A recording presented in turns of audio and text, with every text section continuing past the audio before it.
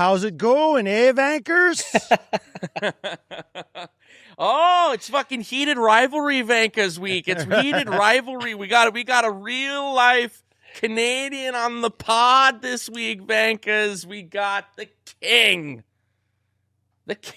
of motorsport. I mean, what doesn't this fucking guy do? He's in Daytona right now. He's on your television screens. If you watch F1 TV, which is the broadcast, you should be watching. And if you're watching INDYCAR, you see him at every fucking race. We've got the man, the myth. I think this is your third time or maybe fourth time on the pod. I think so. Third, fourth. Third time on the pod, returning guest. You know him, you love him, the one and only James Hinchcliffe. Well, hello, guys. Thank you. I was just thinking, Vanka is spelled like V-A, and you go through N-K-A-H. Yeah, there's a Canadian way to do it.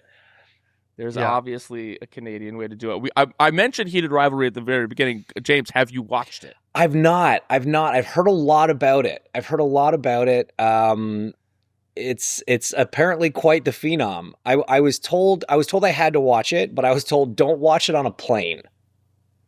Yeah, sure. that might be awkward for your seatmate. It might be awkward because everyone might be getting a little bit. Everyone's going to have to turn those little nozzles that blow the little air on you because everyone on the plane is going to be getting hot. Those engines might overheat on the plane because what's happening at heated rivalry. I mean, are you a heated rivalry fan? We have watched heated rivalry. We've watched heated rivalry, and I watched a month ago, and we want to do a Patreon on it. So I have to rewatch it, but I don't want to do it I don't want to take time doing it. You know? So I was like, this is going to be such a rogue move. So I've committed. I'm watching it on the treadmill in the gym. And I don't care who sees. Wow. That's right. Bold strategy. I'm at Hollywood Equinox. It's already a very gay place. They have signs in the steam room that are like, hey guys, stop playing around in there. Stop it. Yeah, so that's right. I feel very comfortable. Fair. Watching heated rivalry on the treadmill. You've picked the right environment. I gotta they get on literally that. have a sign at the steam room like, hey guys, knock it off. Knock it off. So enough. You know what? We've had it up to here. You've inspired me. When I go to the gym later here at the Hampton Inn in Ormond Beach, Florida, there you go. I will also play it, and I think it'll be a similar reaction here. That's exactly it. Well, there's lots of heated rivalries in the sport of motor. But before we get into that, of course, this is the Red Flags Pod, brought to you by BetMGM. Let's get into it. I think we want to cover a lot today. We want to cover the end of the 2025 season in F1. We want to cover the new regs in 26, and we want to cover, can anyone in this IndyCar world take down Alex Palou? Is it possible? Is 26 the year where he has knocked off his perch? But let's start, I think, with the end of 2025. Let's start with the heated rivalry of Max Verstappen, Lando Norris, and Oscar Piastri. And, one person coming up on top, which his name is Lando Norris. What were your thoughts on the end of the 2025 season, James? Dude, I thought it was cinema, man. It was so... To have a championship come down to 2 points after 24 races, the ebb and flow of it all, right? Start of the season, it was, this is Lando's championship, no problem. They got the best car. He's the team leader. Oh, wait a minute. This new kid's pretty good too. And then it was Piastri had the title locked up in June, right? And then all of a sudden, Max, post Monza, it's the Verstappen show, and he's closing this gap at an unbelievable margin. And it's like, oh my God, he's going to do it. He's going to do 5 in a row, greatest comeback in history.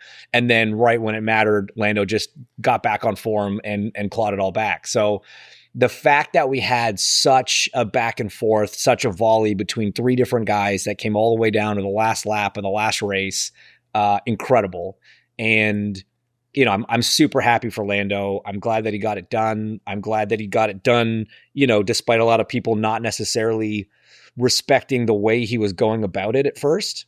And I think it takes a lot for an athlete at that level with that kind of scrutiny and attention on you to kind of stick to your guns and do it your way. And he pulled it off. So, it's the whole, he kind of smashed the whole nice guys finish last thing, and I think he actually did a lot. I think by doing it the way he did it and doing it successfully, did a lot for young athletes in the sense of knowing that it's okay to be down sometimes. It's okay to have some struggle sometimes and to talk about it and to work through it. So I'm happy for Lando, but I'm also happy for like youth athletics globally. I think it's actually a really good thing. So you're basically saying that if Max won, it would have been bad for youth athletics. That's what you're implying. So if Lando deductive reasoning would have you say that. That's exactly what I meant. It would have been less good. How about that?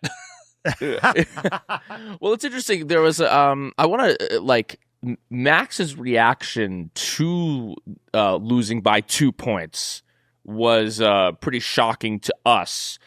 Were you kind of shocked by Max's reaction there? And I'm also curious, what were your thoughts on the Red Bull kind of feels like there was a departure from how they normally, go about business in that final race. They were like, we're just going to run our own race. We're not going to do anything to really try to, they didn't pit him. She didn't try to back up the field a la Lewis in 2016. What were your thoughts on kind of Max's reaction to it? In terms of, we're talking about, sometimes the possibility of toxicity within professional competitive environments, and Max Verstappen, who at times felt like he was a poster boy of that, all of a sudden loses with grace and loses with a sense of, it's fine. It's actually okay to lose, which is something winning isn't everything, before. I'm like, what the fuck? It's so funny, man. Like just when you think you can't be any more impressed with Max Verstappen, first of all, he drives the way he does in this. Well, I mean, all season long. That's not the second half of the year. Right. Go back to race 3 in Suzuka, and it was like an outrageous performance.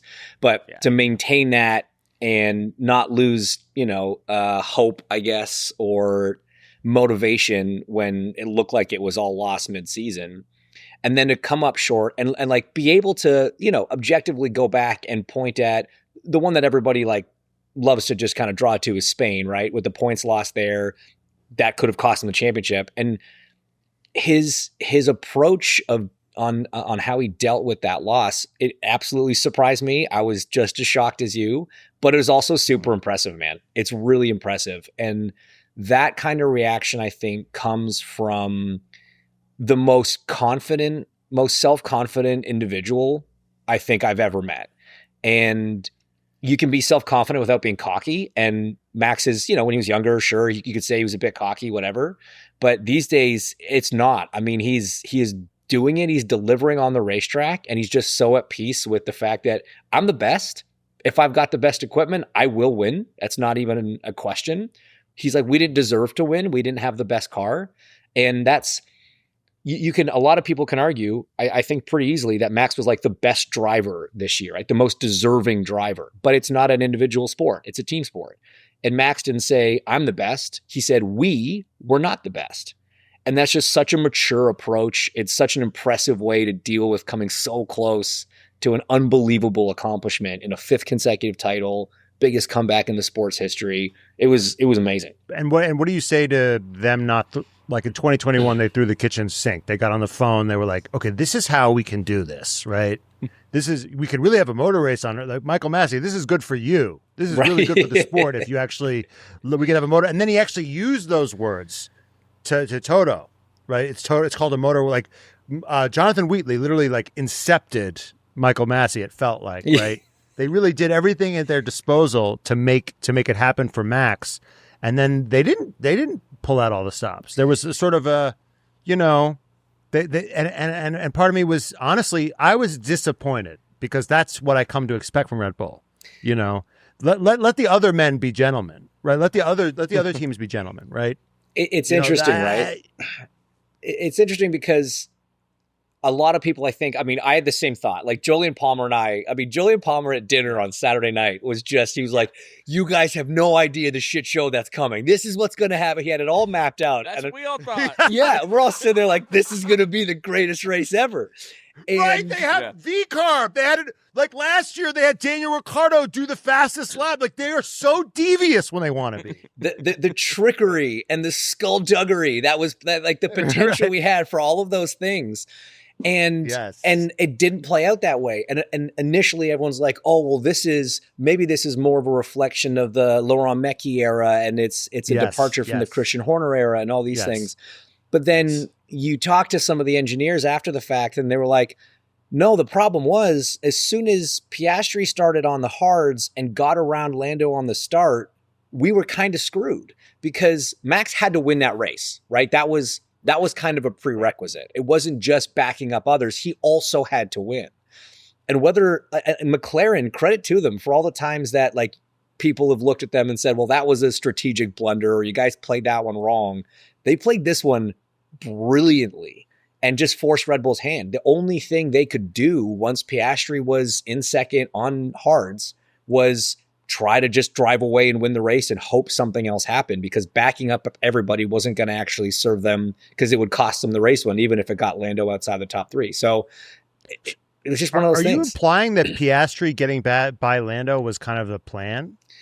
I don't think it was the plan necessarily, but I think once it happened, look, you watch those first few laps. They weren't mad at it. Right, exactly. Lando was a bit on edge those first couple laps, right? He knew he had to get through them, and he was a bit tentative, and I think Oscar had nothing to lose and just went for it. And I mean, we've seen Oscar pull off some amazing passes, so it was no surprise.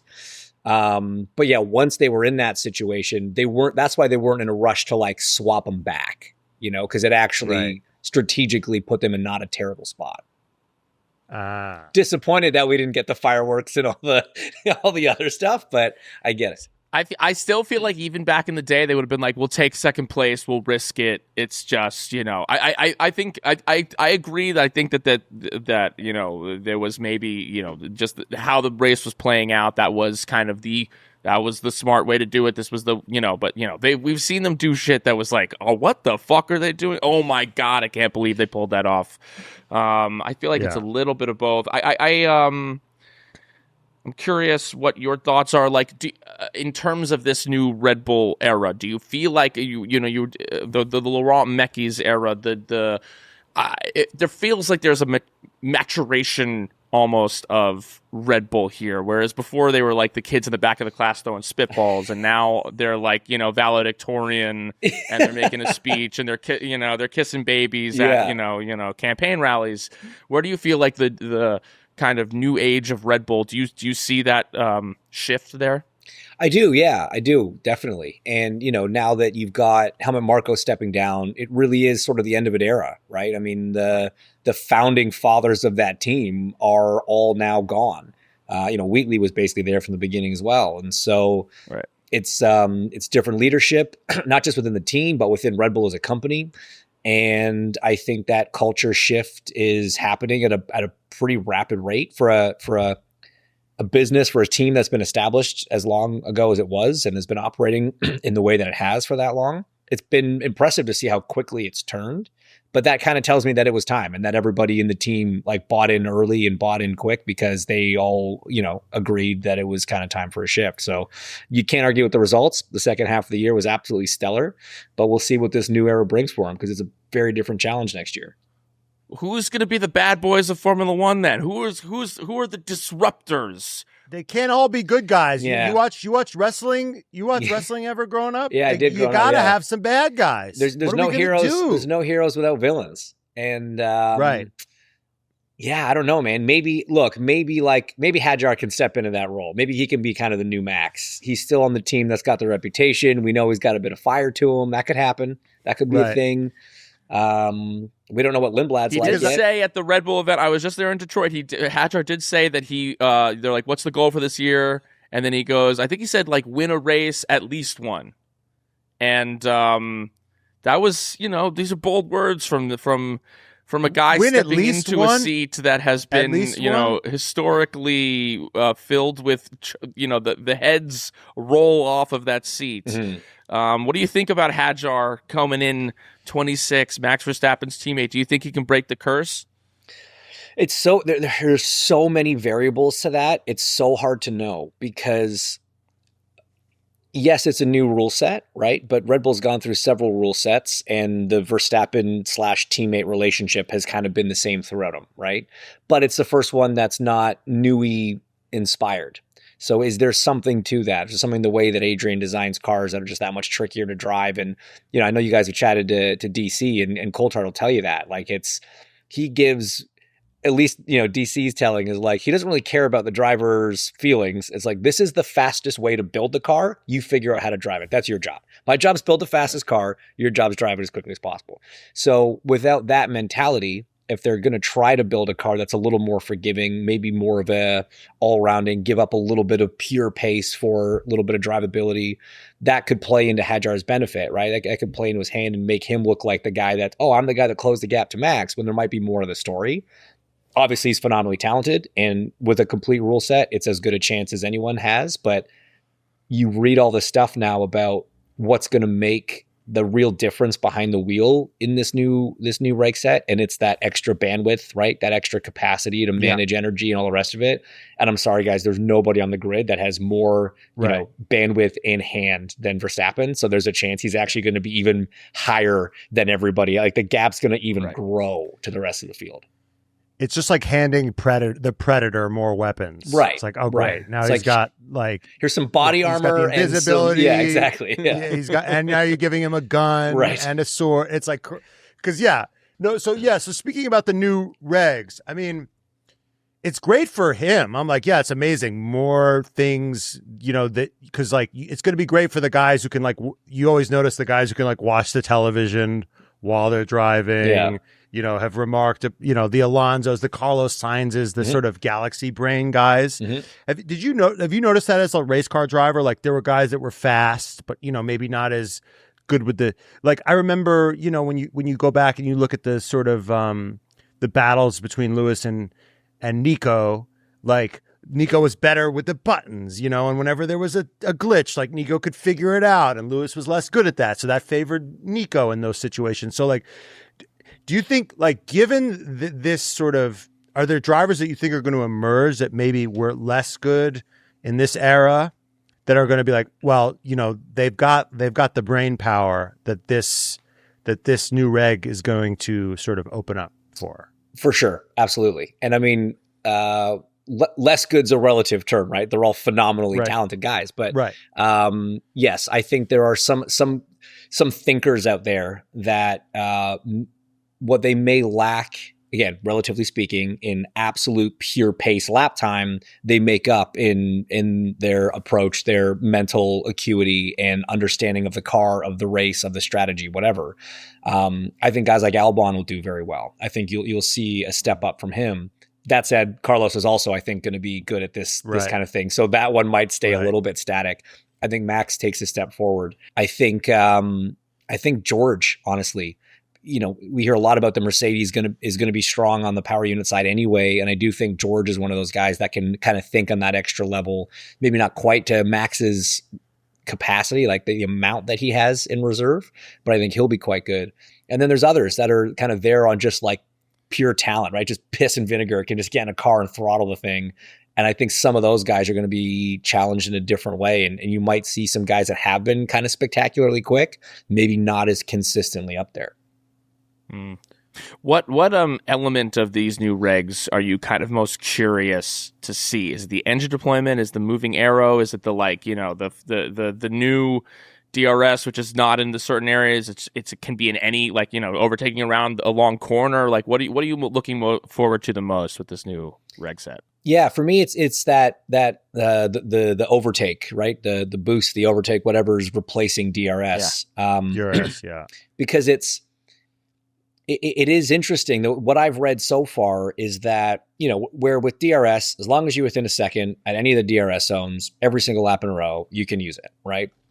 From what I understand, the way the boost works, it gives you that extra energy, which is going to drain your battery more. And it's not necessarily the case that you're going to be able to get a full recharge done by that same sector the next lap, or by the next DRS zone if there's multiple in a lap.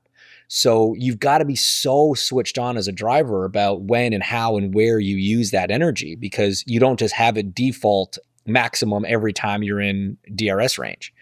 So that's where some of that stuff, some of that gamesmanship, that craft, of understanding, where to really attack, where to save it. there's going to be a lot to that. And a certain amount of this stuff gets automated, right? All the teams have incredible computer programs that simulate, a billion different scenarios, and you can program it into the car for certain things. But when it comes to a driver hitting a button, that's up to them, and they're going to have to make those decisions on the fly. So from a viewer's standpoint, so I'm looking at, there's like kind of this push to pass. I don't know what it's called. There's this push to pass for when, but there's also like another energy boost that you could, that you don't have to be 1 second behind, right? You can just use, right? So feasibly there's a defense boost, or just when you could be ahead and by yourself and you could use it. So I'm following, right? You have these movable aero flaps, you have regular boost, you have a sort of attack boost. So you have 2 boosts, movable. So, and here's the thing. This is confusing just to say. Now, we already had energy conserving and energy boosts in F1. We already had it. And it was pretty opaque. Like, no one was, like, when you're watching a race, like, no one, like Martin Brundle or you or anybody, no one was like, okay, so he's got 80% power left, and like he's gonna send it. Like, so this is what's gonna mean. Like DRS was fucking simple. It was like he's within a second. You can see the flap open. It was very fucking, it had its problems, but at least this is the sector where it was fucking idiot proof. It was fucking idiot proof. And here's what I'm worried about. Hinch, tell me I'm wrong. Might be fun for the drivers. Gonna be fun for Max Verstappen because he's smart. Gonna be fun for Carlos Sainz because he's smart. But for me, and even for smart people, even for smart fans who can't fucking see the battery, how are we gonna follow? Even for you who's smart, you can't see the fucking battery. You how do you see how are we gonna follow this fucking thing? It's so funny. It's an incredible question, because as soon as hybrid technology was introduced to motorsports, this has been the broadcasters, biggest issue is how do you tell this story in a simple way, make it digestible to fans at home. The first point I want to make is that, yes, we've had this in the past. We've had this the last few years, whatever, in terms of energy management, and we never talk about it, and we don't often know what the battery levels are, but I promise you it's been a big thing happening in the background, right? Drivers will talk about it all the time about like, oh, I didn't quite get this done because I hadn't harvested enough, and whatever, right. or I ran out too soon. But we had this simple DRS thing. So at home, it was just like DRS. He's passing or he's not, based on DRS. Right. But like you need DRS and your battery, discharge and all that stuff. So there was always that element, but it was overshadowed by the simplicity of DRS.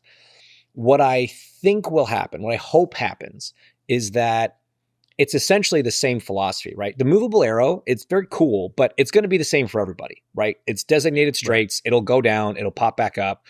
This is all done in an attempt to, get the speeds up, get the drag down, make sure the battery's not running out halfway down the straightaway, right?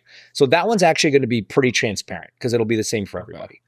Yeah. When you get to your kind of manual boost that you've got that you can use like they've had, I don't think we're going to be able to talk a lot about it. I do think that people like AWS are working hard to come up with new graphics and new ways to tell the story. But ultimately, just a little bar that says 100% and is green. It'll and then be. It goes why down can't to they give yellow us that? I think they can. Like, they didn't have to last year because it was really more about DRS.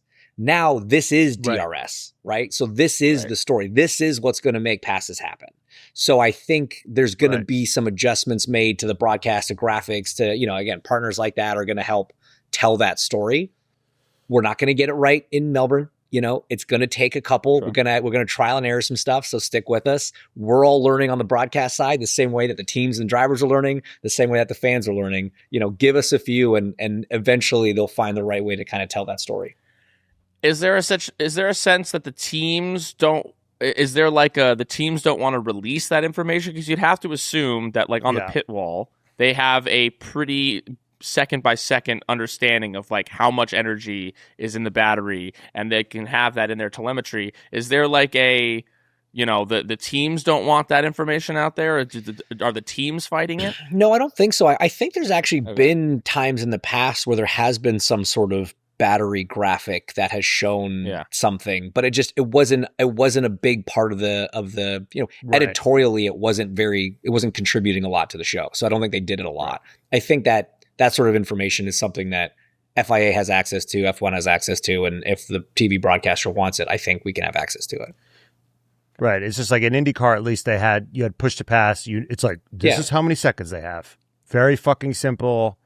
And we show hybrid on the broadcast in IndyCar as well. We show like how much of the charge is left. Right, but I would say the hardest thing to follow with IndyCar is the fuel. It's like, you don't really, you're not really clock. It's hard for a normal, like a average fan for me when I watch it. It's hard for me to clock, how the fuel is factoring in, how the saving is factoring in. Oh, this guy's saving a lot. Look at this lap. He's saving so much fuel. Like, you really don't. I would say because you drove, you can really appreciate how Dixon can conserve and still put in solid laps. Like, you can probably really appreciate that. But for me, I don't really appreciate, how much fuel he saves on this lap. You know what I mean? It's like hard.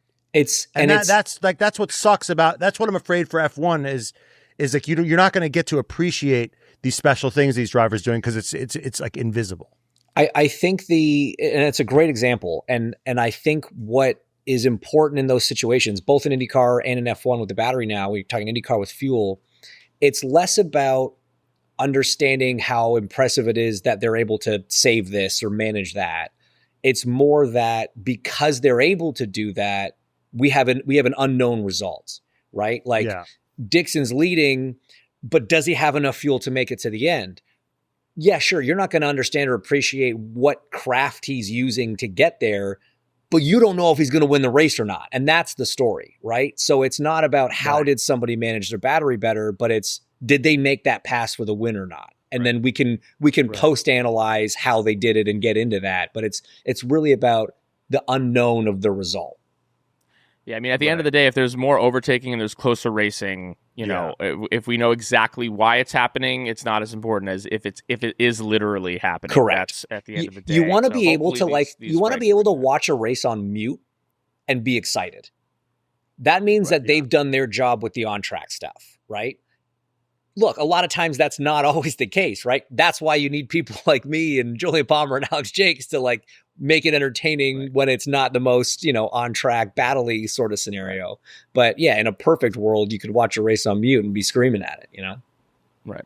Okay, so in terms of this 26 situation, all the early reports are saying that Red Bull and Mercedes, at least for the first part of the season, are going to have a leg up with their engines. Do we have a Max Verstappen, George Russell title battle on our hands in 2026? You're forgetting the fact that McLaren's powered by Mercedes. I guess here's my thought, is that as a non-manufacturer, will it take them maybe a year to kind of figure out this engine? Does Mercedes have that step up, or is McLaren so good, as they've proven the last couple of years, that they can pick up where they left off and hit the ground running? I think when you are a customer of a manufacturer, right? When you're not a factory program, there's always that worry that they've got something up their sleeve that you don't have. But there's just too many examples of the customer team outperforming the manufacturer. I think the engines are pretty close. I think the PUs are going to be pretty close across all the customer cars. And so you look at how McLaren's just performed as a team the last, 3-4 years. It'd be hard to argue that they're not going to be, kind of in a great position to take on this. I'm sorry, did you just say how they performed as a team? I would say they performed well as building a car. That's a team effort, right? As an engineering outfit, they're second to none. But I mean, as a team. Okay, fine. But that's the question, right? The question's about the car. And so you say they're second to none. If they've got the best power unit or one of the two best power units, and you think they're the best at building a car, this could be an Oscar Piastri, Lando Norris, Max Verstappen, George Russell battle for the championship. And who knows? Right. Maybe because Williams gave up on their car in Australia, and Alpine, I don't think ever actually cared about their car. Both also have Mercedes power, right? You could have Gasly, Right. you could have Carlos, you could have Albon back in the mix as well. Like we literally don't know. So I think it's so wide open, and I think this has been said a lot, but I think Fred Vasseur had a quote which I think was taken a little bit out of context, where he's like, it doesn't matter if we're P1 or P10 in Australia. That's not true, but that's not going to dictate where you are for the rest of the season, right? The rate of development that you're going to see in 26 is going to be like monumental. I'm just thinking about that fight for a knife in the mud of that scramble for the fumble. If there are that many people, that many cooks in the kitchen, I can't imagine Verstappen doesn't come away victorious if there's that many people like in a street brawl like that. I can't imagine that Max doesn't find his way through. And he's also got the distinct advantage of a very clear number one, number two relationship, right? That we know that doesn't exist at McLaren. At Mercedes, their philosophy has always been to let them race, right? We saw that through all the Rosberg and Hamilton era. I don't know if Kimi's at the level yet. We'll see next year to make that decision, make that a decision for Mercedes or not. But that's the disadvantage that McLaren has going into this is if you're developing, and again, we just talked about it, the development race is what's going to win the championship next year. If you can focus efforts on one car and like one guy's going to get stuff before the other guy, and that's okay, that's going to be a huge advantage for Red Bull. Do you think Lando has that clout now, or is the papaya they seem to be in their ways, for better or for worse? It worked out this year, but will that philosophy haunt them potentially in 26? It could. I mean, I think it's a full reset for them. So I don't think Lando comes in with any preferential treatment, and there's a very good chance that philosophy bites them by the end of this year. Hinch, if you were I let you run because I have this power. I put you in charge of McLaren. What are you doing? Ooh, it's a really tough one because if you want to maintain the driver lineup that you have, you kind of have to do what you've been doing. You kind of have to leave that philosophy alone. If you're okay choosing one and knowing that the other one is going to leave at the soonest possible, opportunity, then you go the other way and you default to one. It's what do they want long term for their driver lineup? It also is like a level of what do you want? You know what? I know you're a race car driver, but you're a businessman as well. Yeah, that's the problem. Is like I kind of like the way they've done it. I like that it worked. I like having because I'm a competitor, right? You think the most commonsensical thing is you want the two best drivers in your car, the two fastest people you can possibly have in your car. And that makes sense in theory. So that's where my heart would be, right? I get all the arguments as to why that's, maybe not as good as picking a de facto number one, but I don't know. I kind of like the McLaren way. At a certain point, does Mercedes, because it's like, it's like, there's actually going to be, 6 teams on the grid? Like if the Ferrari engine is the bad one, and who knows where Honda will be? Honda might be starting on the back foot. They might be able to catch up. But if Ferrari, Honda, and Audi, it's like there's still all the 4 Mercedes teams and the 2 Red Bull teams. At a certain point, does Mercedes look around and say why are we giving McLaren's winning with our equipment? Can we just hoard off our shit for a second? I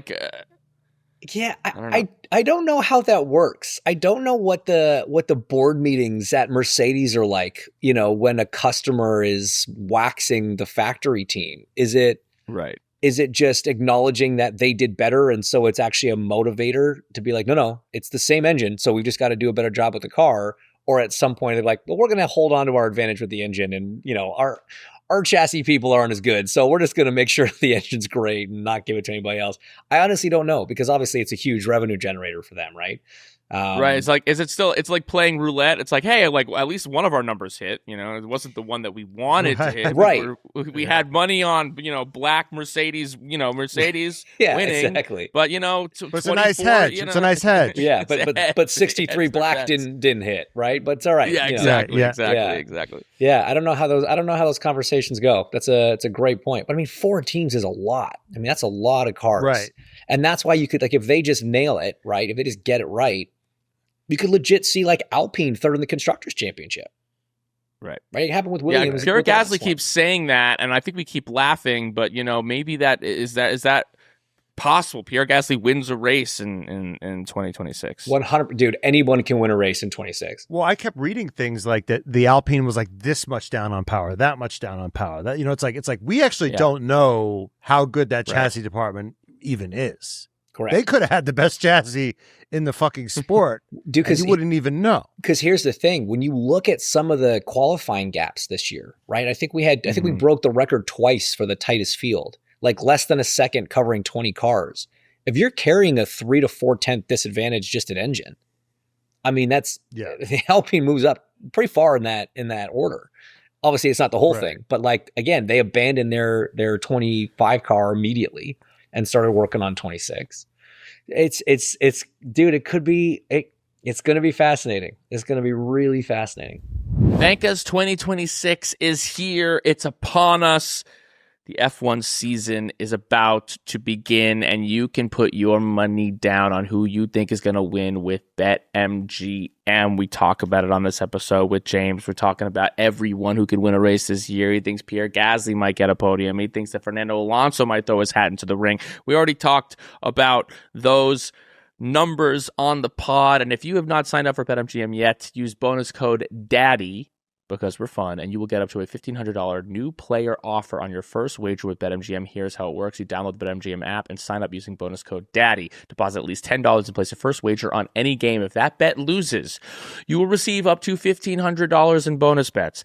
Then get access to second chance promos, odd boost tokens, same game parlays, and so much more. So that means you put $10 on, I don't know, the New York Knicks to lose because you're stupid. Guess what? They win. You could get $1,500 in bonus bets. You could put that on Fernando Alonso to win this championship. This is what's happening over at BetMGM. BetMGM, make it legendary. Gambling problem? Call 1-800-GAMBLER. Available in the U.S. Call 877-8-HOPE-NY or text HOPE-NY 467-369 for New York. Call 1-800-327-5050 for Massachusetts. 21 and over only. Please gamble responsibly. Call 1-800-NEXT-STEP for Arizona. 1-800-BETS-OFF for Iowa. 1-800-981-0023 for Puerto Rico. First bet offer for new customers only. Subject to eligibility requirements. Bonus bets are non-withdrawable. In partnership with Kansas Crossing Casino and Hotel. See BetMGM.com for terms. U.S. promotional offers not available in New York, Nevada, Ontario, or Puerto Rico. Vanka's getting older. If you're a guy, sometimes means your hairline is not looking so good. And guess what? It can bring a lot of stress. It can bring a lot of anxiety. You feel like you're not bringing your best, not looking your best. And when you're not looking your best, sometimes you're not feeling your best. And that is where Hims comes into the game, because when hair starts to thin, confidence can too. That's why Hims makes it simple to make you feel like yourself again, with simple access to simple, personalized care that fits your life and your hair goals. Hims offers convenient access to a range of prescriptions for hair loss treatments and with ingredients that work, including chews, oral medications, serums, and sprays. Doctor-trusted ingredients like finasteride and minoxidil can stop further hair loss and regrow hair in as little as 3 to 6 months. You shouldn't have to go out of your way to feel like yourself. Hims brings expert care to you with 100% online access to personalized treatment plans that put your goals first. No hidden fees, no surprise costs, just real personalized care on your schedule. Think of Hims as your digital front door that gets you back to your old self with simple 100% online access to trusted treatments for real health concerns all in one place. And for simple online access to personalized and affordable care for hair loss, ED, weight loss, and more, visit hims.com/red flags. That's hims.com/red flags for a free online visit. hims.com/red flags. Featured products include compounded drug products, which the FDA does not approve or verify for safety, effectiveness, or quality. Prescription required. See website for full details, restrictions, and important safety information. Individual results may vary based on studies of topical and oral minoxidil and finasteride. How much do you see the potential like momentum swings occurring in 2026? Because right now there's like all the focus is on these Mercedes engines and these Red Bull engines. And I mean, right now, it's just like, Ferraris is just like, in my mind, they're a non-factor at all. And they're, the chaos over there, obviously, Lewis's engineer has been, moved to a different department. And we'll see what happens there. But do you think that like there is a world where, the Honda engine catches up, and we can see Aston Martin like throwing their hat into the ring. The Charleses of the world and Lewis can throw their hat into the ring. Do you think it's gonna shift like that, or do you think the power will kind of like stay within the Mercedes and the Red Bull power units? When you look back through the history of this sport, right, there are a few just inevitabilities, and that's that those factory teams kind of always end up back at the front. So you might get one of the, privateer programs, your Williams, your Alpines, a Haas, doing well early on, maybe making some big results at the start of the season, but just, the institutional knowledge and infrastructure of the Ferraris and the Mercedes and the McLarens, and the Red Bulls, they eventually always get themselves back up there, right? So I do think this offers a year for, at least a temporary shift and one or two of those kind of midfield teams to put themselves up into the top four. But ultimately, we always talk about Ferrari, right? They're always one of the top three teams, even when they're like third by a mile and we're like, what a terrible season. And they still beat a lot of other teams, right? So it's, I think there's going to be a minor shift in some of that midfield stuff, but ultimately the big guys always get back to the top eventually. So best case scenario, we're looking like, most optimistically, for the most excitement, we could expect a 1 year bronze season where one random team steals one and then some other team comes in and cleans up. Is that what you're telling me? Yeah. I mean, we don't know that Honda's not just going to knock it out of the park on the PU. And then you've got a newly designed Aston Martin driven by Fernando Alonso. Show me a world where that's not like a... And Lance Stroll. And Lance Stroll, yeah. But what are you doing, man? You trying to lose your passport, your Canadian passport? No, they've got a clear number one. I was just kind of going with that thing. It's nothing against Lance. I saw this thing the other day that said, I don't know which organization it was, but they've got Fernando Alonso is like the fourth best odds for the World Championship next year. And you see that, and you're like, I'm sorry. If they have a rocket ship, if they have a fucking rocket ship, you mean to tell me Lawrence Stroll isn't putting all of his energy? He's just going to be like, yeah, Lance can get second in the WDC. You're kidding me. You're kidding. He owns the team. You said it, not me. You said that Fernando's the number one driver, but Fernando's out qualified Lance for 35 consecutive Grand Prix. I'm just a numbers guy. I'm not playing favorites. I'm moneyballing this. Okay, I'm making an educated guess. Okay. Yeah, right now Fernando Alonso plus 700 to win the championship. And is that Max Verstappen's in first, followed by George Russell, Lando, Oscar, then Fernando. So outside of, but I mean, still, that is so good. So you could have Aston finishing third in the Constructors' Championship. James, right? Don't get me excited. James, I swear to God, don't get us. It could happen. It could happen. I mean, I pray so hard that this future that you're seeing potentially for 26 is what happens. I am like, two races in Spain. We get curveballs like that. This would be the greatest F1 season we've watched. You could have a Fernando Alonso, Carlos Sainz 1-2 in multiple Spanish Grand Prix. Like, it is feasible. I mean, to go from the Gen Z king to the dark millennial, elder millennial is just going to be amazing. Amazing. I can't wait. I can't wait for the Alonso WDC. Love it. So, I mean, as somebody who's, in their 30s, I mean, do you think there's any sort of decline that's happening, or do you think he's gaining in experience what he's losing in Fernando reflexes? Yeah. Yeah, look, I mean, there's a couple examples, not a ton, but a couple examples of high-level athletes that perform well, into their 40s.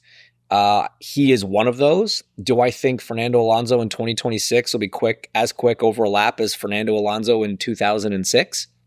I don't think that. I do think there's some natural decline there, but do I think that his level was so high he had a little bit of a buffer to still be in the conversation? 100%. Right. And then what he makes up for is that experience and like his racecraft, man. Like he's so cunning. He's one of the most clever drivers in a wheel-to-wheel battle I've ever seen, and he hasn't lost any of that. So you don't think that there's with this new reg, we talked about all the, there's new buttons, there's more stuff going on. There is a vibe, old dog, new tricks. You think that you think that Fernando Alonso can, you pick up all this new technology? He's not going to be like my parents trying to sign in to the Roku.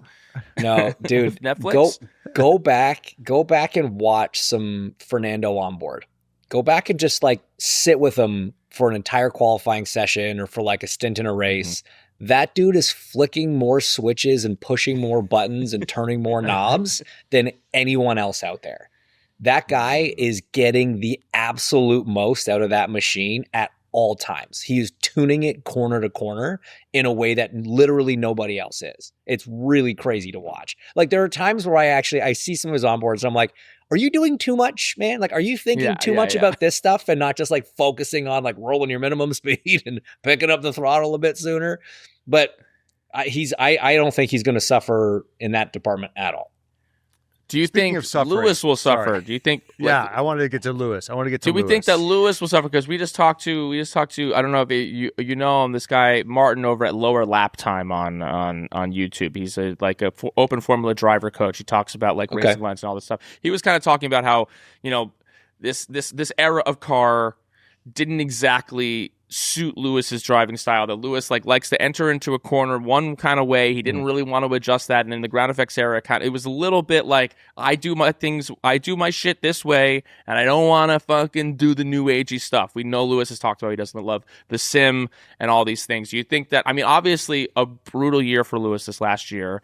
It feels like maybe if things don't improve, this might be the final year of Lewis in Formula One. What are your thoughts on what do you think Lewis needs to prove to himself this year in order to kind of keep going? Oh man, prove to himself. Like it's I think it really just comes down to a function of quality of life for him. If he feels like he's doing a good job and he's enjoying doing it, then he might continue. But I am skeptical. I'm not going to lie. Last year was not great. You even mentioned it earlier in the Rosberg Hamilton era. Rosberg was kind of the one that was known for maximizing the switches and the buttons and the changes in the car, and Lewis maybe had him a bit on just kind of raw ability and racecraft. Right. So as we go more towards that side of things, I don't know if that gap grows, that deficit grows. And if he has another year like this year, dude, he looks so. I just don't know why you would keep going, right? I mean, I'm not him. I'm not going to speculate as to what his mindset is or what it would be. If it was me and I had 2 years like that and it affected me the way that it looked, at least from the outside, like it affected him, at this stage, I mean, he's still a GOAT, man. He's got 7. He's leading poles, wins, points, all of it, all the categories. He's got them. And you can let as much money, dude. If we had as much money as he did, you'd never see us again. We would literally disappear. But here's my question. So there's a lot of ink being spilled, gigabyteage, whatever being spilled on. He got a new race engineer. Okay, new look this year. He's got a new race engineer. Got rid of the old one. Forgot his name. Was it Adami? What was his name? Yeah, Ricardo. Wasn't gelling with the new race engineer, and everyone's like, "This is the race engineer was no good." And then I don't have the greatest memory, but I'm not a fucking goldfish, and I seem to remember that Charles Leclerc also replaced his race engineer. Like he also was like, "I need a new one. Fuck this guy. Let me get another guy." And I think it was now he has a new guy. He had I forgot the old guy's name. I think it's Brian now. He got a guy named Brian. That was mid-season, right? They were like, maybe he needs it. So it's like, and we never see this. This is very it's not like they state, it's the only team that I can remember where they're just like swapping race engineers. Like Hugh Bird has been there forever, and GP's been there forever, and Bono's been there forever, and they've always had like I was watching the McLaren documentary, like when Zach Brown got there, and it was the same fucking guys from it was like from since before Lando got there. Yeah. It's been the same fucking guys.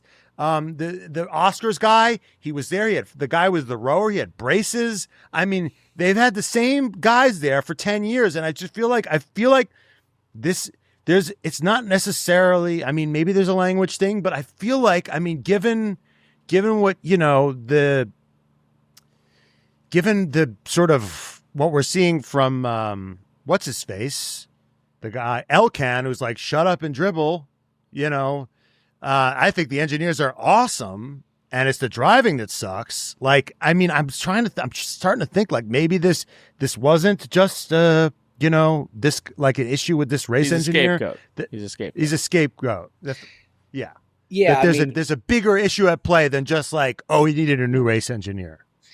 It's pretty complex. There's so many layers to it because there is the overall like kind of culture that you've seen at Ferrari in its whole existence. There seems to be a little bit more of like a blame culture there than at other teams. They certainly have a tendency to make replacements, especially at the top, pretty quickly and often, and maybe without reason.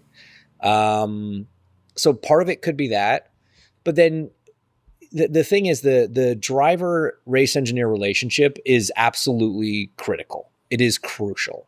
Yeah. And it's not one person that makes or breaks, your season from an engineering standpoint, right? Obviously, an engineering team is required to run a Formula One car. The race engineer is but a small part of that. But if that relationship isn't good, you're not going to get the best out of your driver. One of the big things about being a race engineer is you have to be like, you have to really understand race cars and how to engineer those, but you almost have to be a little bit of a psychologist and know how to engineer the brain of a racing driver as well. Right. And we see a lot of examples of that with different guys. Obviously, Will Joseph and Lando Norris is kind of the most public one. You hear some of their back and forth, but GP and Max as well. I mean, the way they talk to each other, you wouldn't expect race engineers to talk to their drivers like that necessarily, but that's just their relationship. And that's they've got this trust, which is the big thing.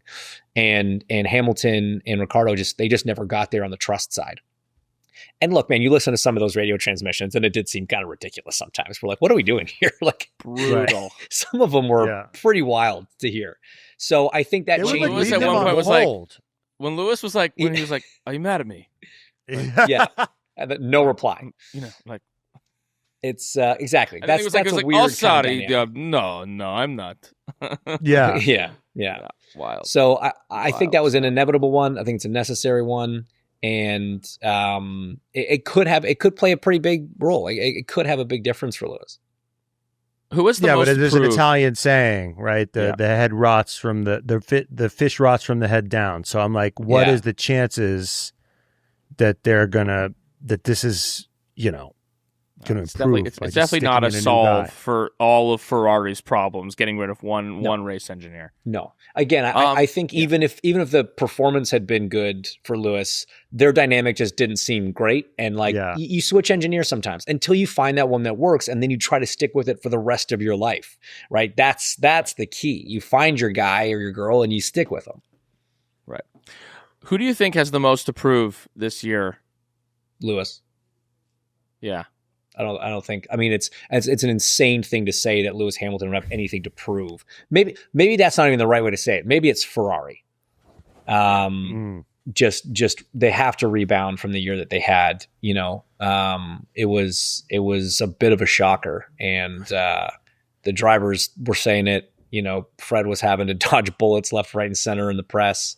The Elkan thing was bizarre and just shows that the whole thing is a little bit, there's a little bit of contempt in there in general. So I think that squad needs to step up.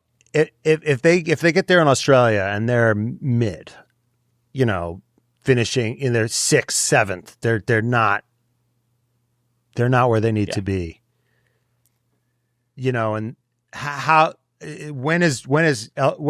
Vasseur getting fired? Is it race 5, race 10? Because I don't see a world in which, because they kept him on to, have continuity to 26 to see if they could have a guy that could nail this regulation. But if he comes out the gate and he hasn't nailed it, I mean, how much time does he have at that point? Yeah, it's a tough one because again, the culture there is, they're pretty quick to react to that stuff.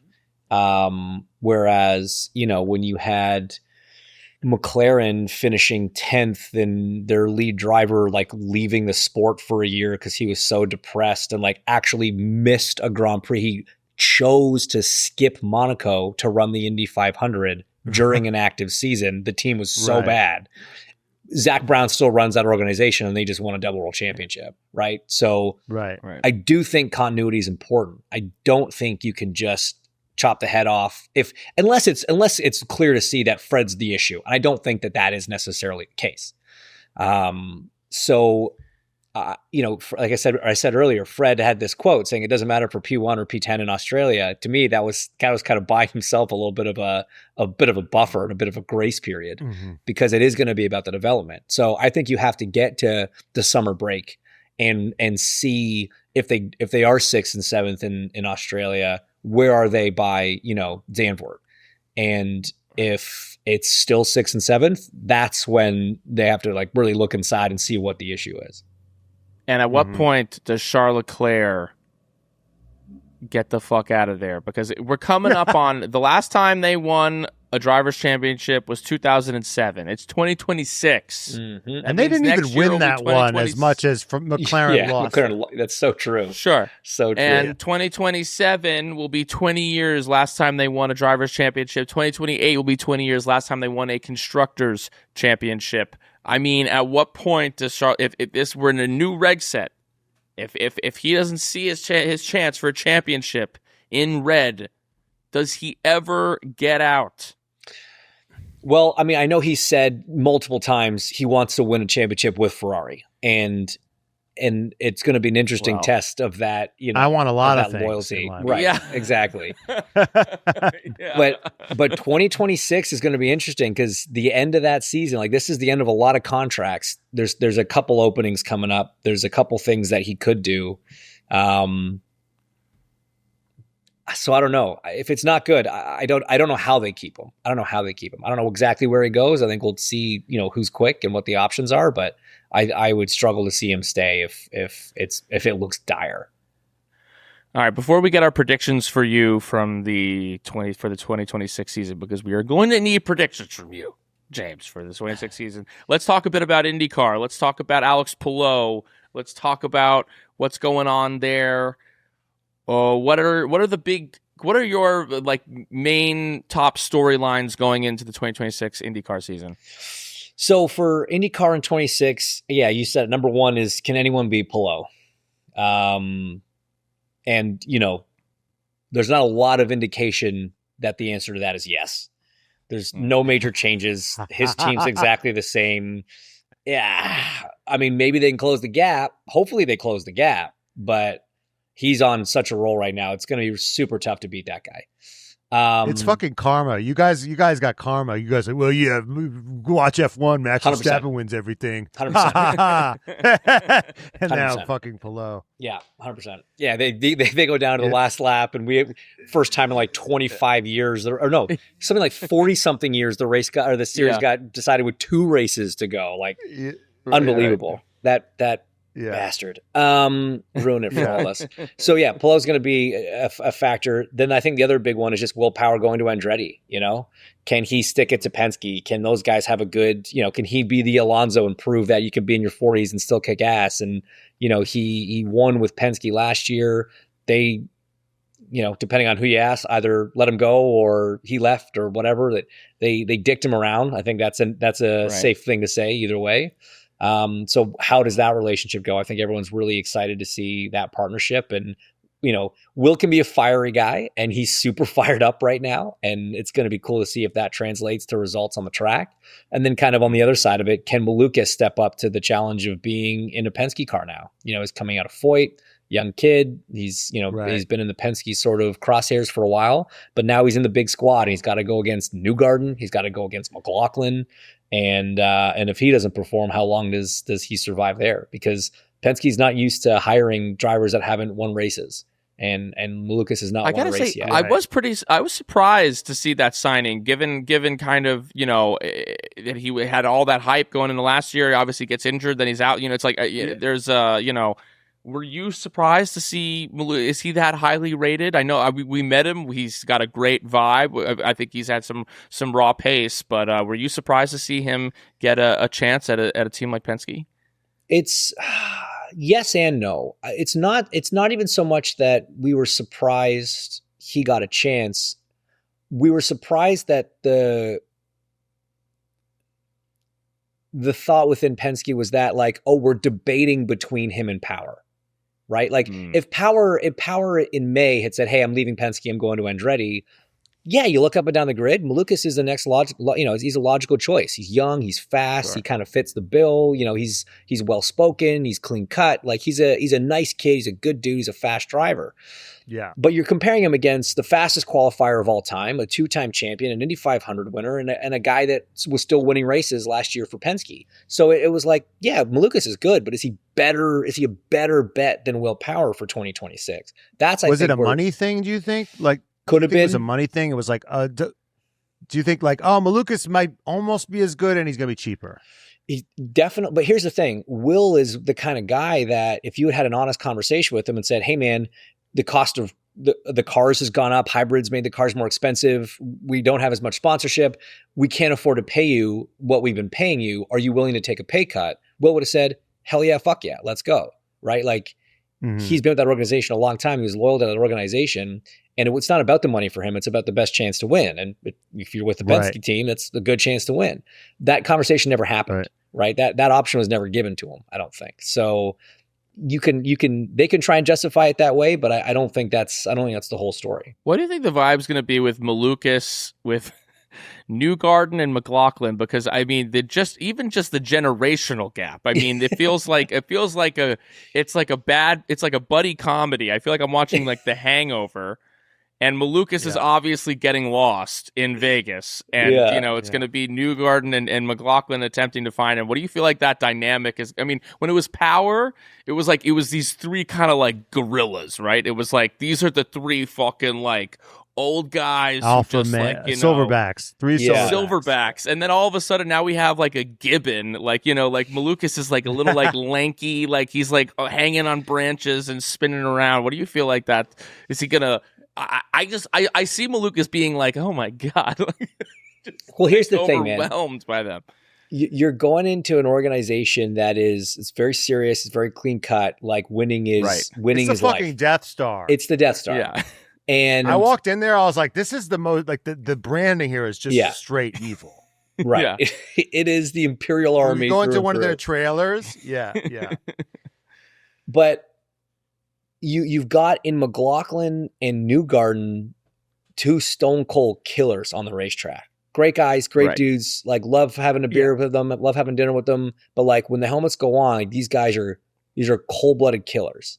And actually, I think we were talking about the new Fox commercial for Joseph Newgarden. Quite literally, that's the theme. They finally figured him out. I think they finally figured him out. He's a great guy to have at a barbecue. Finally, the branding is finally correct. It's American Psycho. That's the branding. But these guys have that killer instinct and that win at all costs sort of mentality. And in Malukas' defense, he hasn't been in a team that can even give him the chance to think like that yet. So he's going to have to step up though, because Power had that, Newgarden's got that, McLaughlin's got that. If you're going to survive in that environment with those two as your teammate at that team, you're going to have to learn how to do that. And that almost sounds counter to what I was saying earlier about like Lando winning his way and being the nice guy. It's not about not being a nice guy, but it's about knowing that like you have to do everything and be willing to push yourself and risk it all to win races for that team against those guys. It's going to be tough, and it's going to be a growing year, I think, for David. I know it's not like F1, but is the teammate dynamic at Penske? It's like at Penske it's another level because like all three of those cars you're supposed to win. there's definitely, I mean, that's everywhere though, man, honestly. Like any good team where you have multiple drivers that are capable of winning races, like that's the expectation of yourself as a driver. It's Penske may put a little bit more of that pressure on externally. At least it looks that way from the outside, but every driver internally, like you're looking at your teammate, and if he wins 2 races, you got to win 3. If he's third in points, you got to be second in point. Like you always are thinking about beating your teammate at all costs. It just doesn't. The vibe is not as psychotic. It seems a little less intense. Yeah.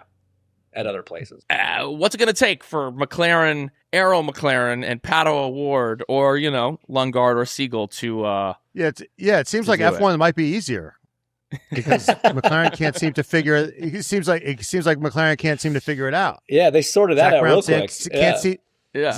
Zach Brown's can't seem to crack IndyCar. What's that about? Well, so in Zach's defense, when did he take over McLaren in F1? Like 2014 or something? 2015? I think it was later. Yeah, it might have been. Oh, maybe it's 15 because 16. Well, 17 is when Alonso did the 500. So you're right. You're right. So let's say it took him 10 years to win the championship in F1, right? 20. We're hearing it's 2016, early 2017. So there you go. So it took him 10 years to win the championship in F1. I think McLaren only took over that program properly in 2019, 2020. So in his defense, if we're giving him a decade to sort out a series, he's still got a few. I see. Pato had his strongest year as a driver last year, for sure. Mm-hmm. Right. The team's got to step up. Every team has to step up to beat Ganassi. Like the way that those guys just execute week in and week out. Like Ganassi is the Verstappen of race teams. Like they just didn't miss. And whatever car they had that day, they got the best out of that car and then probably a little bit more. Like that's just how that team operates. And then you've got a driver like Palou who's also like that. Deadly combo. Pato did a great job. There's areas he can improve. The team did a great job. There's areas they can improve. Everybody needs to step up if you're going to go after Palou. Okay. Now this is IndyCar adjacent. I'm going to intermediate in between IndyCar and F1. You know where I'm going. I'm going Colton Herta. Golden boy of IndyCar is now going Billy Madison, going back to F2 to fucking compete with a bunch of kids. Back to school. Back to school. To Cadillac, I am not F2. Like, because it turns out, he didn't actually pass kindergarten. He's got to go because the FIA is hates IndyCar. So how, like, if we've seen it happen, right? We see Ollie Behrman and Kimi Antonelli at Prema, which is, I think, where he's going, right? He's going to high tech. He's going to high tech. Okay. Doesn't matter, though, right? We've seen you could go to, if you pick the wrong, it's like F1, it can be. If you pick the wrong team, it doesn't matter how good you are. We now know Ollie Behrman's very good. He finished 4th, 5th, like wasn't 3rd. He didn't have a great F2 year. It was worse. I think it was like 6th. I think it was 6th. I think him and Kimi were like 6th and 7th. 6th and 7th. And then anyway, so I mean, is IndyCar worried that like one of their hottest prospects is going back to middle school and might get dunked on by a bunch of children? So yes and no. Okay. We're all going to be watching. We're all going to be cheering. Yeah. But because F2 race. Oh yeah. I'll be watching my first season of F2 for sure. But the point you just made is the most important one. Kimi, I think, was 6th or 7th. Behrman was the other one of those two. Lindblad was 6th this year, right? F2 is a weird championship, and it's not necessarily a great, your championship position in F2 is not a great indicator of your potential in F1. We've now proven that a couple times over the last few years. So we're going to be cheering him on in F2. We want the results to be there, but what people are paying more attention to is his FP1s, his TPC tests, his simulator work. What is Cadillac's actual verdict on him in a Formula One car? Because I don't care about him winning the F2 championship. I don't care about him being a good F2 driver. I care about him being a good Formula One driver. And that's what the team cares about as well. So the end results, the box score at the end of the season in F2 is like the 7th most important thing for Colton looking forward to the future. We'll be watching those other things very closely to see how he does. And everything that we've seen up to this point points to him being successful at those. Can I ask you another dumb question? Please. I get it. I mean, why do they love Colton so much? He doesn't. I get. I met him. He's a sweet kid, really nice kid. I've seen him. I've seen the races. He's put in some great performances. But like, if you're an IndyCar driver, you're like, he's not even the best fucking guy in this league. And then I was like, looking last year, I was like, didn't Kirkwood beat him? Like, he wasn't even the best guy on his team last year. Like, what the fuck? So, like, what is, like, does he have blackmail on somebody? Like, why is he the guy that they're set? Like, why is he the chosen one for IndyCar to go overseas? Like, shouldn't it be a fucking Palou? It could arguably be Kirkwood, right? I mean, he's not even necessarily the perfect candidate. So, I mean, great point. Like, very valid observation, right? There's a couple things there that play into this decision. The first is, because racing is such a team sport, the driver is not solely responsible for their results, right? And obviously the people that own Andretti are the same people that are majority owners of Cadillac. And those are the people that stand on the timing stand of Colton's car, and they know the whole story. So they know where Colton was deficient, and they know where maybe the team let Colton down. And that's a big part of it. So again, you look at the box score, it doesn't tell the whole story. So there's things that they know about Colton that you wouldn't necessarily understand just by looking at the results at the end of the day. I think that's a big part of it. And then the other part of it is, they wanted an American, right? For obvious reasons. So Palou, he'd already complicated his Formula One life. That was no longer an option. That train had sailed, that was not a, yeah. Okay. Yeah. So you've got Newgarden, who's probably a little bit too old to be making his F1 debut, right?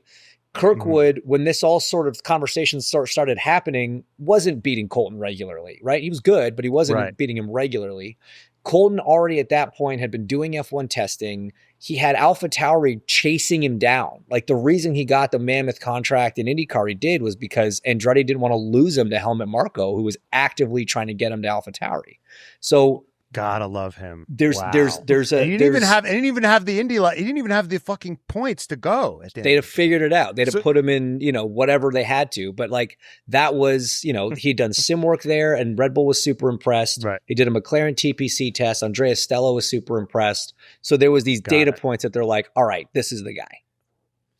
But he's still got to go out and prove it, right? It's not a done deal. Is there at all a factor that his dad? Is there at all a dad factor here?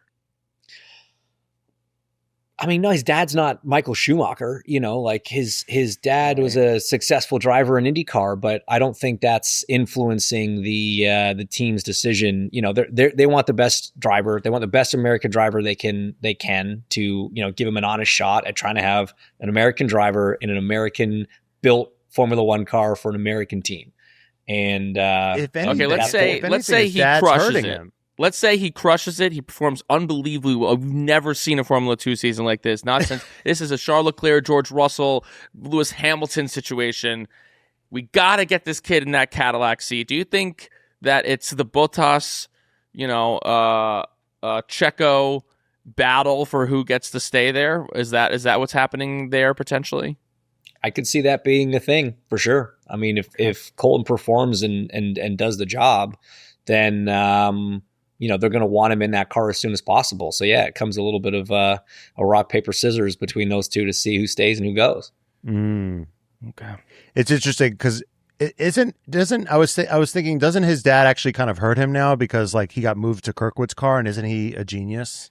His dad is a strategic genius. Yes. So there are to my point earlier about the team knowing certain things that maybe hurt Colton, like that could be conceived as one of them, right? Brian Herta is a amazing guy to have on your stand. He can call an IndyCar race, with the best of them. And he's helping Kirkwood now, right? Yeah, which is on awkward. Kirkwood's car. Well, there was reasons for it. I think there was some interesting exchanges on the radio, and he was on Colton's radio that were like, "Is this a father son or is this a driver strategist? What are we doing here?" Right. But now now it's a moot point. So yeah.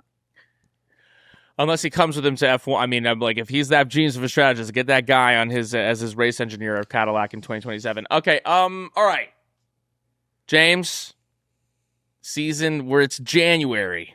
We got two championships coming our way. I need some predictions. Who do you think is going to win the 2026 drivers and constructors in Formula One? Okay, I'm gonna go out of order. I'm gonna think constructors. I think McLaren does it again on the constructor side. Ooh. Because they still have the best two-driver lineup, and I think the Mercedes power unit's going to be good. And to Matt's point, they're the best engineers and make the best cars. So I think McLaren gets another constructors. Drivers is much, much harder to predict. 2 months ago, I would have said George Russell. Today, with having learned that, because the only reason you don't say Max is because you're like, how is this new engine going to go, right? How does a energy drink company making an engine, with some help from Ford, go? Mm-hmm. Now that we know that they found a little bit of a loophole in the rules, and if that's allowed to stay, which it kind of sounds like it is, that is going to be a big deal. That's a not insignificant thing, because unlike if you come up with a really cool side pod concept, right? Like at the start of the Ground Effects thing, there's like 3 different side pod concepts. Everybody eventually migrated towards the Red Bull one because it was obviously working. And you can do that, I say quickly, relatively quickly, because you're changing some bodywork, you're moving some internals around, some packaging around, whatever. Rehomologating engine pieces and building different things for engines and like making that part of the entire pool of however many engines you've got, that's a much longer lead time and a much harder thing to overcome. So if they're allowed to keep this advantage, it's definitely an advantage, and it's going to lock in a little bit of time. Like it's going to lock in an advantage for a bit of time. Built into that, you take in the account Max's, like we talked about, capacity to do stuff just better than everybody. Max has a really good shot at it, I think. Okay. Who do you think is winning this IndyCar championship? There's no reason to not say Alex Palou. Okay. There's 5 guys that could do it easily. You could see McLaughlin doing it. You could see Newgarden doing it. You could see Dixon doing it. You could see Kirkwood putting up a fight. You could see Power putting up a fight. But those all come with the caveats of like, you have to get better in all these areas. All Palou has to do is the same. And if he manages to get better, because most competitors, they never rest on their laurels and stay complacent, right? So like if he's working on anything in the off season, it's bad news for everybody else. And if you had to make one kind of unexpected like prediction of like who, in Formula One, who's going to kind of, come out of a woodwork, who is going to surprise people in 2026? Gasly. I think a Gasly podium in 2026. Could be one. I could see a Behrman podium in 2026. That could be kind of cool. And let's throw out an Antonelli win. Boom. I'm loving it. James, you've got me hype. You've got me hyped about this. It's going to be good, man. It's going to be good. And speaking about hype. I hope that you are correct. Speaking about hype, I do have to throw this out there because you were just at the Red Bull launch and like the livery unveil with the plane ripping the cover off the car. Well done, Red Bull. Very cool. Very Red Bull. Right. But the fact that Cadillac's doing theirs in a Super Bowl commercial, that's a flex. That is a pretty cool move. I'm excited to see what that is and how that turns out. Welcome to America, bitch. Yeah, exactly. The most American way you could have possibly done it. Like the biggest Sunday of the year. Exactly. Let's go. That's how you do it. Well, we're gonna see you. I think we're gonna see you at a bunch of F1 races this year. Yes. Obviously, all the Indy cars, but get your F1 TV. You're gonna be gracing us more than last year. I don't know if you could say how many you'll be at this year, but you'll be at a lot. Yeah, can't say yet, but yes, you'll be seeing me. I'll be around. I'll be around, which I'm right. excited about. Hopefully we'll see a bunch of those. Maybe get you a couple IndyCar races. Absolutely. We'll be seeing you. For sure. Be seeing you. Hell yeah. Oh, what an amazing episode. And this episode would not be possible if it wasn't for our daddies of the pod. So we got to thank Kayla, Robin, Jordan Texera, Jay Lingle, Spencer Grieve, Javier Mera, Sheila Valeri, Chandler, Ali Santana, Carla, Kimberly, Whalen, Alonso of My Face 69, Donya Denad, Deadbeat Daddy Muhammad, Jimmy, Kimmy, sponsored by Mommy of the Pod, Hollister 584, Delusional Science Fan, Kat, Future Dr. Dion, Steph Grossi, JB Fresh, Laura, Emily Gillenwater, Cody Hull is my F1 daddy, Branch W, Keep Up the Science 8, Hunter Scrugg, Salmonella Mozzarella, I'm a Leclerc fan, and yes, it hurts. Jay Kess, George Russell is evil Peter Parker from Spider-Man 3, Matt Edwards is always right. I wish I was Baxton Danny's love child. Delaney Andrews, Henry Caskey, Miles Lewis Alexander, Maggie B, Kaylee Breyer, Eve the Y, Devin, aka the future Dr. Sullivan's PA, Courtney Frazier, Yuki Sonoda's other mother. Jenny is the reason I am a daddy. Megan, Aaron, Pineapple the Y, Matt has a secret button for Carlos Sainz. Unfortunately, it's Gary. Carolina, my name is AJ, and fuck the HOA. K-Mag can fuck smash my door any day. The official F1 race program and its executive editor, Sarah. I got tickled by the Tifosi. Hey, Jet, good luck out there. Alice Insane, Zhuzh, F1 Dude Company, Trent Slickman, Code Brown Sonoda, Jerome Ferreira, Colapito is a fraud, Aaron, Shawhead, Jeans Rocks, or Chohoon, Shake and Bake, Gotta Lick My Balls, Stay Fierce, Charles Leclerc, Truth Bringer, Mama Burns, Arthur Leclerc is hotter, Carlos Sainz, OP Goblin, right? Meow, James, DNCTT, Finney, Daddy Kev, not Magnuson, Mike, Bobby, Lando Norris's unofficial girlfriend. Why do I always hawk Tua on this name? Winkin', Lizzie Y, Jafar from afar, and Stroll paid the troll toll to get in the boys' hole. To honorary Daddy of the Pod this week, every week, Nicole Piastri. If you want to become a Daddy of the Pod, go to patreon.com/TRFpod and join their resistance today. James, could you honor us with your third goodbye, Vankas?